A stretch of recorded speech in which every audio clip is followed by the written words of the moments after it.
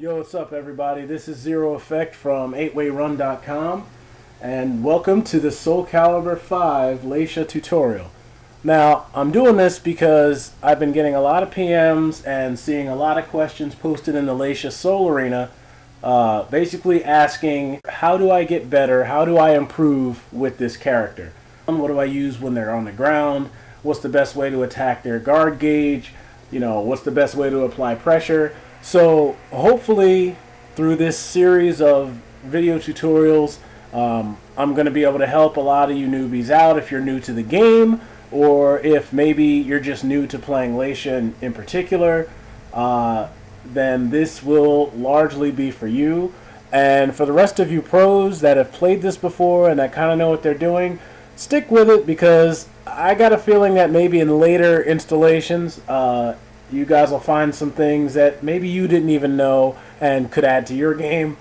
So, stick with it, and I'll see if I can get around to helping as many people as I can. With that, we'll get started.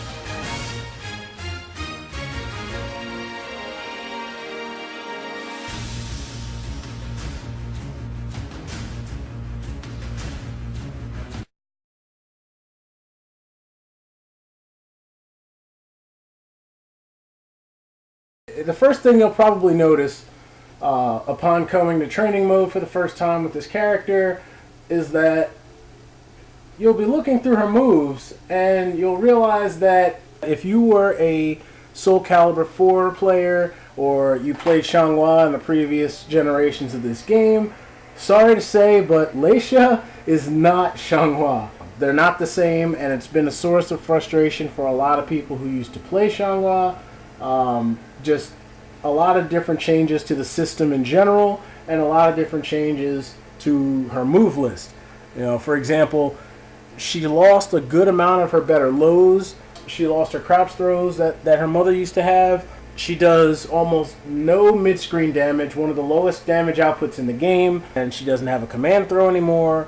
Her 6-6A whiff punish in Soul Calibur 4, I lived and died by that move, and it's no longer here. 4-4B got nerfed. It seems like pretty much everything can catch it now, except now it's used in more specific situations.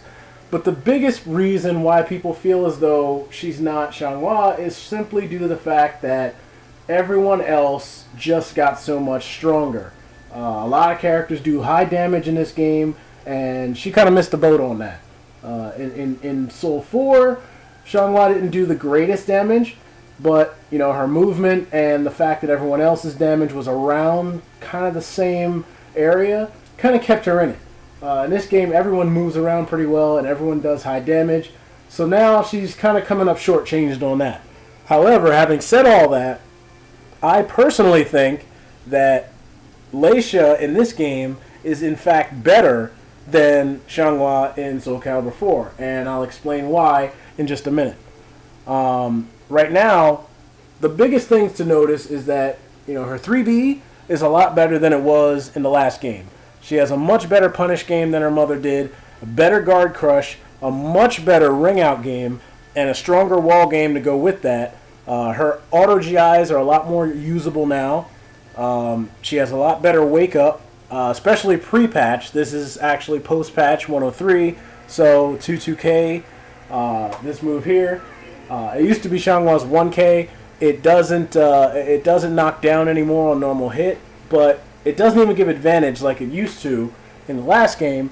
But still, She has a lot better wake-up options in this game. But the most important thing that I like about her is that she can be played with a lot more creative freedom just based on the way this game is played and a lot of the different cancels and delays that she's got. So she can play the runaway game, she can play the poke game, she can play the aggressive rushdown game, she can play the guard gauge game, she can play in any way that kind of fits your style.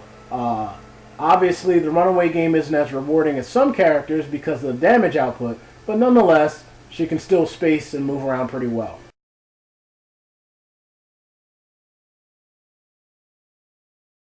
These are going to be the key moves that you need to use to make any type of playstyle work for you. We'll start off with her AA. Her AA, as you can see, is 18 damage, but the biggest thing about it is it's 11 frames, and it's the fastest move that she has in her arsenal. You know, her BB, obviously, everyone with a standard AA and BB, those are going to be typical moves. Her BB comes out kind of awkward. It's actually 14 frames, which is fast. It looks like it should be slower, but it's not. You know, it's pretty fast. 28 damage is not bad, and it actually gives her a decent amount of frames to work with on hit. After that, 3B. This is absolutely essential to this character. The move tech crouches, it launches, it's the core of her ring out game. It's in a lot of her combos. It sets up a lot of her wake ups. You know, a 17 frame move. It actually moves forward pretty far. Quite honestly, this is probably her single best and most used move. It is unsafe slightly, but not enough to where you would stop using it. It's an excellent panic button when you need it. You got full crouch 3B. Full crouch 3B is essentially 3B without the tech crouch and with all the safety. The only character in the game that can actually punish this is Natsu, and even then, she's got to be extremely on point with it.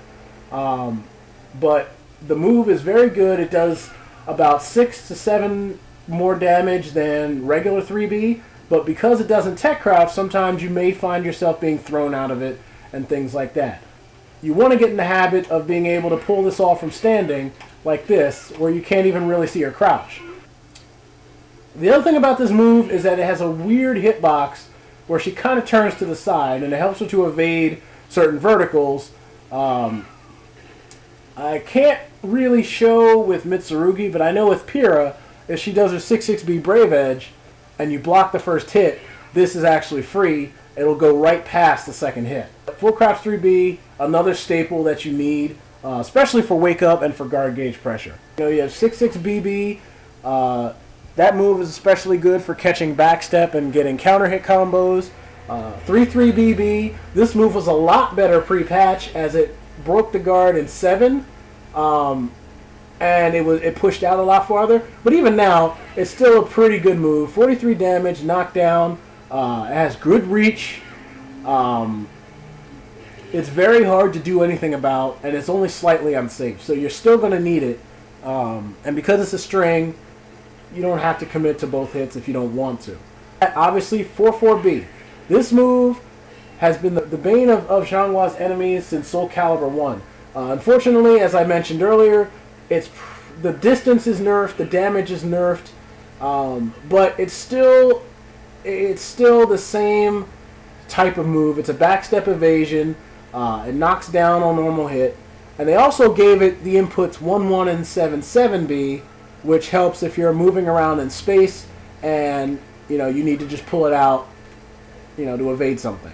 2K. Now, I know it's a standard poke low, doesn't do a lot of damage, but because she doesn't have a whole lot of fast lows, this is going to be your way to open people up. You can do this. It puts her in crouch. We'll get into full crouch mix-ups in a minute, but her 2K has a nice hitbox too, where she kind of goes down really low. Like if you look at Mitsurugi's 1K, which is pretty much the same as everyone else's 2K, he still sits kind of high off the ground, But with Leixia, she kind of gets really low. So there are certain times where, let me try this real fast. There are certain times where her 2K will actually avoid just like that.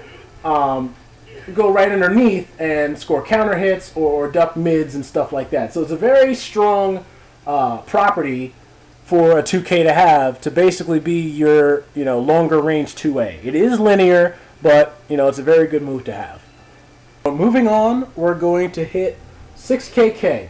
Now this move is one of her best moves in my opinion.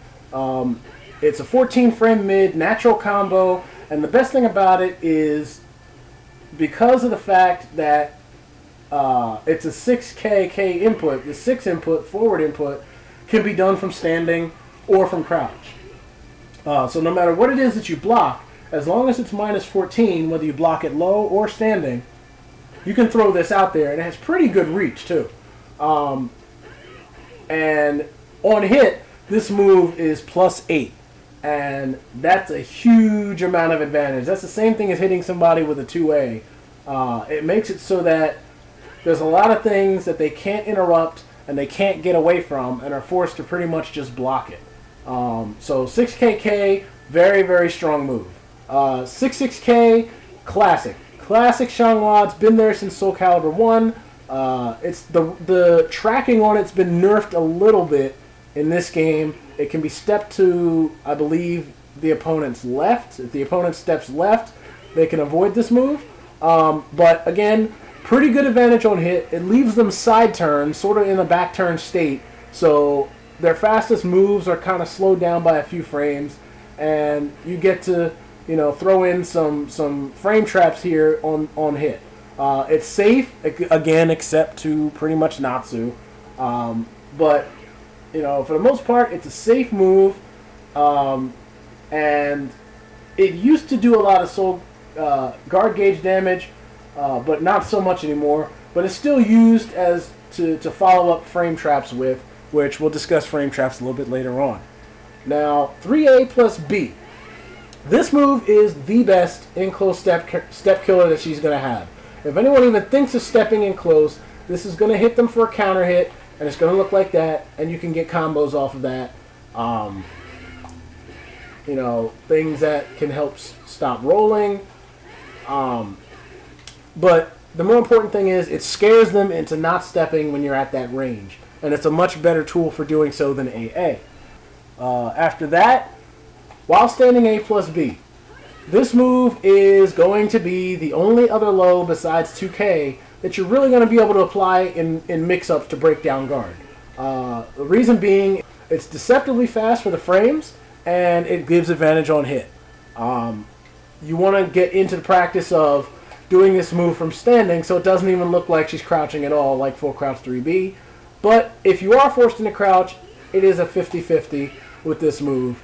It also catches step pretty well. The only other move that kind of gets honorable mention is 66AA. Now this move I have mixed feelings about because it's a good move. It knocks down, it puts her in crouch, it's good on wake up, it's safe on block, but more and more people are starting to just guard the second hit. So because it's a string, you don't have to commit to the second hit, and maybe they'll throw off their timing and allow you to get some throws in if they try to just guard.